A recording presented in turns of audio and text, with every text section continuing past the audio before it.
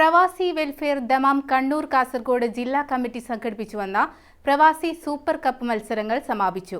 പ്രവിശ്യയിലെ 12 ടീമുകൾ പങ്കെടുത്ത ടൂർണമെന്റിന്റെ കലാശ പോരാട്ടത്തിൽ Gulf Grace Engineering team Dahiya ചാമ്പ്യന്മാരായി.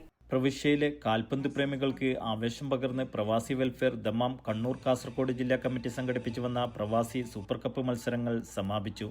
പ്രവിശ്യയിലെ 12 ടീമുകൾ പങ്കെടുത്ത ടൂർണമെന്റിന്റെ വാശിയേറിയ ഫൈനൽ മത്സരത്തിൽ Dalla Auto Solutions Cool Winder Spare പാർട്സിനെ പരാജയപ്പെടുത്തി Gulf Grace Engineering team Dahiya ജേതാക്കളായി.